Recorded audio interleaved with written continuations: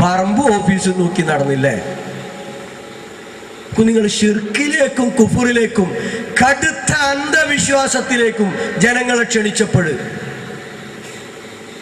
ഇത് നമ്മൾ എടുത്തു പറഞ്ഞപ്പോൾ അനസ് മുസ്ലിയാർ എന്താ പ്രസംഗിച്ചത്? ഞങ്ങൾക്ക് ജിന്നിനെ കുറിച്ച് പറയേണ്ടി വന്നു. എപ്പോഴാ പറയേണ്ടി വന്നത്? ജിന്നിനെ കുറിച്ച് പറയേണ്ടി വന്നത് ആ മനുഷ്യൻ പച്ചക്കളവ് പറയാ, ഞങ്ങളെ കൂട്ടത്തിലുള്ള കുറച്ച് ആളുകൾ ജിന്നിനെ നിഷേധിച്ചു, അഥവാ ഹുസൈൻ മടവൂരിന്റെ നേതൃത്വത്തിലുള്ള ടീം ജിന്നില്ല എന്ന് പറഞ്ഞു. അപ്പൊ ഇത് കിടക്കണ് ഖുർആനിതാ ജിന്ന് കിടക്കണ് എന്ന് പറഞ്ഞു കൊടുക്കേണ്ടി വന്നു എന്ന്. അതപ്പൊ ഇവരൊക്കെ പറഞ്ഞേ അനസ് ഈ പറഞ്ഞത് പച്ചക്കളവാണ് എന്ന് TPAP ഒക്കെ ഇപ്പൊ വിളിച്ചു പറയാ. ഇനിയിപ്പോ അത് പറഞ്ഞാണ് എത്ര ഇവിടെ നാളെ LCD ജിന്നിട്ട് ഇങ്ങനെ കളിയാക്കാന്നിടത്തൊക്കെ ഇവരിങ്ങനെ കളിയാക്കും.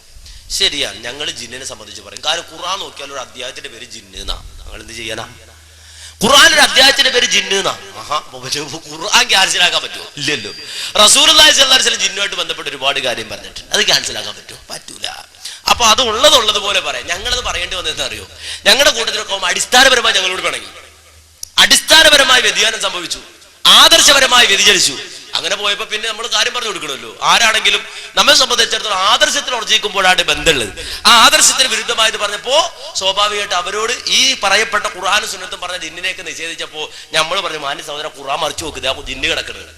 അത് പറയാ, ഹദീസ് നോക്കുക, അവിടെ ഉണ്ട് ഇന്ന വിഷയങ്ങൾ പറയണം, അത് പറയാൻ വേണ്ടി കേട്ടോ. അപ്പൊ ഞങ്ങള് ജിന്ന് പറഞ്ഞ എന്തിനാന്ന് ചോദിച്ചാല് ഞങ്ങളുടെ കൂട്ടത്തിൽ കുറച്ച് ആൾക്കാർ ജിന്നെന്ന ആ സൃഷ്ടിയെ തന്നെ നിഷേധിക്കുന്ന രൂപത്തിലേക്ക് അവർക്ക് പഠിപ്പിച്ചു കൊടുത്ത് ഞങ്ങൾ ജിന്നെന്ന സംഭവമുണ്ട്, ആ ഖുർആൻ പറഞ്ഞ കോലത്തിൽ വിശ്വസിക്കണം, അതിങ്ങനെയാണ് ഇങ്ങനെയാണ് എന്ന് പറഞ്ഞത്. രണ്ടാമത്തെ ഒരു തരത്തിലുള്ള പ്രവർത്തനം ഹാദറാവാൻ തന്നെ നമ്മുടെ ഉള്ളിൽ ശൈത്താനാണ്ട് വരും. എന്നിട്ട് നമ്മളല്ലാത്ത ഒരാളായിട്ട് നമ്മളാണ് മാറും.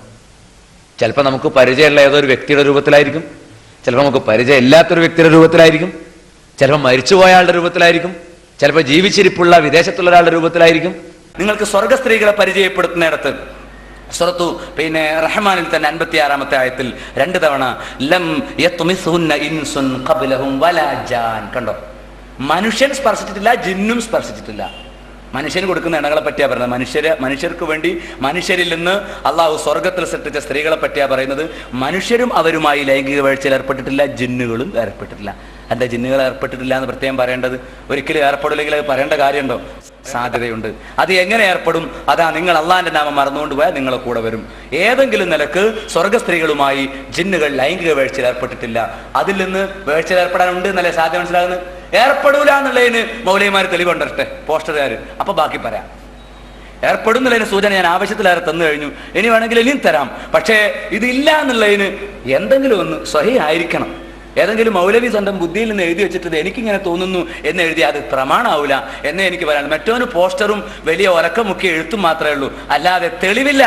നമ്മളിവിടെ തെളിവാണ് മുന്നിൽ വെച്ചിരിക്കുന്നത്. ഇതിന് വിരുദ്ധമായി ജിന്നുകൾ ശൈത്വാനിൽ നിന്ന് ശരണം തേടാത്ത ലൈംഗിക വീഴ്ചയിൽ പങ്കെടുക്കുകയില്ല എന്നുള്ളതിന് ബുഖാരിയിലും മുസ്ലിമിലും വന്ന ഹദീസിന് വിരുദ്ധമായി വചനമുണ്ടെങ്കിൽ കാണട്ടെ.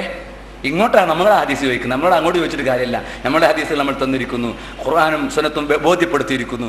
നിങ്ങൾക്ക് കാണാം 18-ാമത്തെ സൂറത്തിലെ 50-ാമത്തെ ആയത്ത്, അഫ തത്തഖിദൂനഹു ദുർരിയതഹു ഔലിയ മിൻ ദൂനി, എന്നെ കൂടാതെ ഔലിയാക്കന്മാരെ, അവനെയും അവന്റെ മക്കളെയും നിങ്ങൾ ഔലിയാക്കളായി സ്വീകരിക്കുകയാണോ? ഷെയ്ത്താനും ഷെയ്ത്താന്റെ മക്കളും. അപ്പൊ ജിന്നുകൾക്ക് ജിന്നുകളിലും മക്കളുണ്ടാകും, ജിന്നുകൾക്ക് മനുഷ്യരിലും മക്കളുണ്ടാകും. അപ്പൊ ഈ നടന്നു വരുന്ന മനുഷ്യനാരാ? ഈ ക്ലാസ് എടുക്കുന്ന മൗലവി ഏതാ? ചോദ്യമാണ്. ഇയാൾ ഏതെങ്കിലും ജിന്നിന്റെ മോനാണെങ്കിലോ അള്ളാഹു അല്ലാതെ നമ്മളെ കാത്ത് രക്ഷിക്കുമാറാവട്ടെ. ഇയാൾ ഏതെങ്കിലും ജിന്നിന്റെ മോനാണെങ്കിലോ അള്ളാഹു അല്ലാതെ നമ്മളെ കാത്ത് രക്ഷിക്കുമാറാവട്ടെ. ഇയാൾ ഏതെങ്കിലും ജിന്നിന്റെ മോനാണെങ്കിലോ അള്ളാഹു അല്ലാതെ നമ്മളെ കാത്ത് രക്ഷിക്കുമാറാവട്ടെ. ഭാര്യാഭർത്തൃ ബന്ധത്തിന്റെ സമയത്ത് പിശാചിൽ നിന്ന് അവൻ ശരണം തേടുന്നില്ലെങ്കിൽ ഏർപ്പാടിൽ ശൈത്താൻ കൂടി പങ്കാളിയാകും. ജിന്നും മനുഷ്യനും തമ്മിൽ വിവാഹം നടക്കുമോ? അതിപ്പോ കാര്യമായി ചർച്ച ചെയ്യേണ്ട ഒരു വിഷയമാണോ അല്ലയോ എന്നതിലുപരി നമ്മെ സംബന്ധിച്ചിടത്തോളം അങ്ങനെ ഒരു സംഭവം നടക്കുക എന്നുള്ളത് ഖുർആനിനോ സുന്നത്തിനോ പ്രകൃതിക്കോ എതിരല്ല. അതിനെതിർക്കുന്ന ഒന്നും പ്രാമാണികമായി കടന്നു വന്നിട്ടില്ല. ഞങ്ങളെ കൂട്ടത്തിലുള്ള കുറച്ച് ആളുകൾ ജിന്നിനെ നിഷേധിച്ചു, അഥവാ ഹുസൈൻ മടവൂരിന്റെ നേതൃത്വത്തിലുള്ള ടീം ജിന്നില്ല എന്ന് പറഞ്ഞു. അപ്പൊ ഇത് കിടക്കണ് ഖുർആനിതാ ജിന്ന് കിടക്കണ് എന്ന് പറഞ്ഞു കൊടുക്കേണ്ടി വന്നു എന്ന്. അതപ്പൊ ഇവരൊക്കെ പറഞ്ഞേ അനസ് ഈ പറഞ്ഞത് പച്ചക്കളവാണ് എന്ന് TPAP ഒക്കെ വിളിച്ചു പറയാ. വളരെ അത്യാവശ്യമായ കാര്യങ്ങളിൽ നിന്ന് ജനശ്രദ്ധ പുറകോട്ടോ വേറെ ഏതെങ്കിലും ഭാഗത്തേക്കോ തിരിച്ചുവിടുന്ന ഒരു പ്രവണത ദൗർഭാഗ്യവശാൽ ഈ മുജാഹിദുകളായ ആൾക്കാരിൽ ഉണ്ടാകാന്നുള്ള സങ്കടം. അതിൽപ്പെട്ടൊരു വിഷയമായിരുന്നു ഈ ജിന്ന് സ്വീകരിക്കുക. അതിങ്ങനെ കുറേ മുഴങ്ങി ജമിയത്തുൽ ഉലമയുടെ പല യോഗങ്ങളിലും അത് വന്നു. പല വിമർശനവും ഞാനിപ്പോൾ ഇതിൽ സെക്രട്ടറി എന്നുള്ളവർക്ക് പലപ്പോഴും ഒന്നുകിൽ മോഹത്തെ പറമ്പ്, അല്ലെങ്കിൽ മദീനത്തുൽ ഓഫീസ്, അല്ലെങ്കിൽ ഇന്റർവ്യൂ, ഇതൊക്കെ ഉള്ളൂ, എൽമിയായ ചർച്ചല്ല എന്ന് ജമിയത്തിന്റെ അംഗങ്ങൾ തന്നെ പലപ്പോഴും കുറ്റപ്പെടുത്തുമാറ് ചർച്ചക്കൊക്കെ ലേശം വരികയൊക്കെ ചെയ്തു. എന്നാൽ ഷിർക്കിലേക്കും കുഫറിലേക്കും ജമിയത്തുൽ ഉലമയിലെ അംഗങ്ങള് നാടുനീളം നടന്ന് ജനങ്ങളെ, അത് മുജാഹിദുകളെ ക്ഷണിച്ചപ്പം മോഹത്തെ പറമ്പും പൊളിക്കൽ ഓഫീസായിട്ട് നടക്കുക. ഇതങ്ങൾ അമാനത്ത്. അബൂദറിനോട് നബി വിളിച്ചു പറഞ്ഞില്ലേ, അമാനത്ത് അത് കൃത്യമായി നിർവഹിക്കേണ്ടവർ നിർവഹിക്കാത്ത കാലം വരും. നിർവഹിക്കേണ്ടത് നിങ്ങളായിരുന്നു. നിങ്ങളുടെ കൂടാരത്തിൽ ഷിർക്കും കുഫറും പ്രചരിപ്പിക്കപ്പെട്ടപ്പോൾ അവരെ നിലക്കു നിർത്തേണ്ട ബാധ്യത നിങ്ങൾക്കുണ്ടായിരുന്നു. പക്ഷെ പറമ്പ് ഓഫീസായിട്ട് നടന്നില്ലേ? എന്തിലാ ഷിർക്കും കുഫറും വന്നത്? കൃത്യമായിട്ട് പറഞ്ഞില്ലേ, ജിന്ന് സിഹിർ വിഷയം.